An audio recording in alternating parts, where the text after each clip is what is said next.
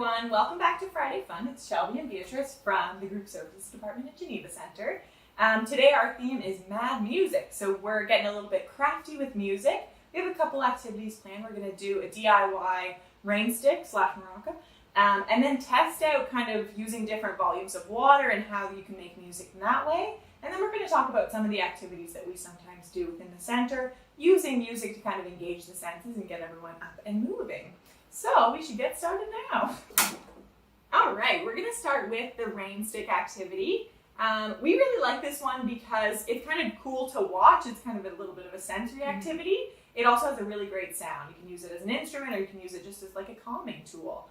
So essentially you can get crafty with the ingredients that you use for it. We have a large glass canister. I would recommend using like a plastic one if you have one, ideally not glass. But this is what we had, so we're going to try it.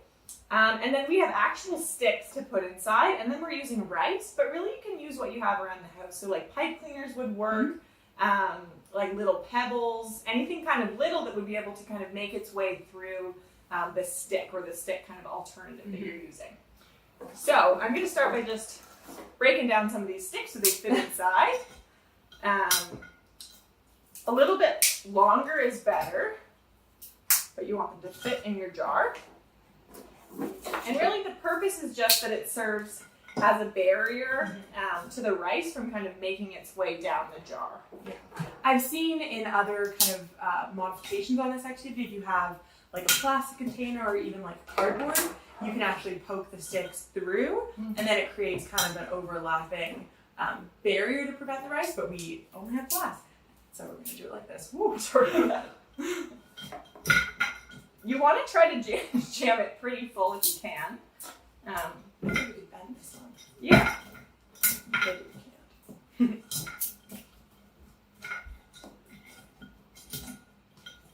Okay, so that's pretty full.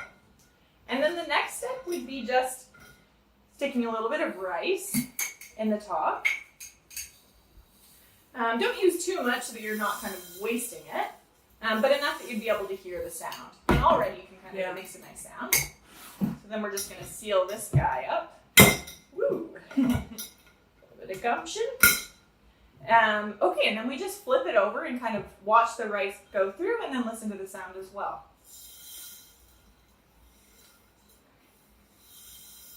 Definitely would have worked better if we had more sticks in here. But you get the idea. So it kind of slows down the rice from going through. You get to watch it fall. Some of the grains of rice get stuck through and it delays the sound from kind of all gushing down. But regardless, it sounds pretty cool and it looks pretty cool. Yeah, and you're using truly only things you have, around your house, inside and maybe outside. There you go. Yeah. If you have a kind of a non-functional rain stick like we just made, you could just use it as a maraca. Yeah. Or a weight. There you go. Get a little crafty with it. Okay, so the next activity we're going to do is kind of like an experiment, a sound experiment. I don't really know what to call it, but it's cool. Essentially, it's just testing the kind of sound that happens when you put water in glasses and then hit it.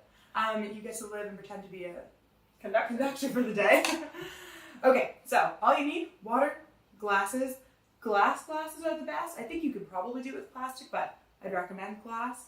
Or like metal if you had it. And then something to hit it with. You can use a fork, we're using a chopstick. So, you just want to take your water and fill different levels of water. Does that make sense? That makes sense. Different volumes. Different volumes. Yeah, we're getting technical here.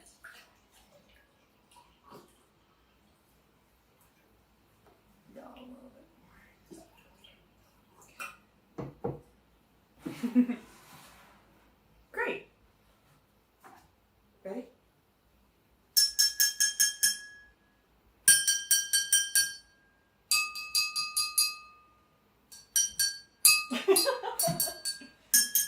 Kind of like an xylophone. Yeah.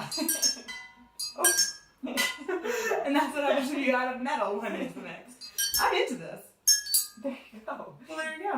The idea is just to test kind of making different sounds, trying different things. This adds the science component, which is nice. But if you're not able to use glass, or this might be kind of too easy to break or too easy to throw, you could just test it with different things around the house, like pots and pans, using something metal versus something plastic. It's just nice to kind of experiment with music and get a little bit flexible with how it works. Yeah, totally. Yeah, Great. that's that. Go on. Okay, so those are our kind of planned activities for the day, but we thought we'd just take a moment to talk about some of the activities that we do in the center that incorporates music and movement, and that you can do at home. So the first one is obviously just like having music available, playing it during the day. You can even have like specific music time, or maybe if you're doing a story time or kind of like relaxed, maybe free play, you can just have some music on because that's fun. Another thing that we do in the center is Just Dance. That incorporates music and movement. But if you go on YouTube, you can actually just look up any song and then write Just Dance after it, and you'll find the YouTube clips of Just Dance, and they show, you know, the instructions to dance and follow along. So we do that a lot. Another activity that we do in the center, Like freeze dance, Yeah. cha-cha slide, anything to get people moving. We would also say that if you have like Spotify or Google Play, some sort of like music streaming service, you can access a lot of kid music on there versus just kind of playing the music on an iPad. So then you're just listening to it, you just have it on the speaker, there's not a video attached, so it's Yeah. not screen time, it's just music time. Yeah. But like the Gummy Bear song, the Duck song, all of that's on Spotify, Yeah. so you can kind of pre-download it, listen to it whenever, and you don't have to have a screen to watch it or enjoy it. Yeah, and if you're doing that, if you're using kind of screenless music, you can also use music as kind of a way to track time. So if you need to do maybe an unpreferred activity for 3 minutes, or it's time to tidy up, or you need to make the bed, you can put on a song and say, after the song is done, then we're done that activity. Or after the song is done, then we can have another activity. So it's a good way to kind of break up time, but still be doing something fun. Yeah, that's pretty much it for us today. Thank you so much for tuning in, and hopefully you get a little bit musical at home. Tuning in. Ooh, Tons.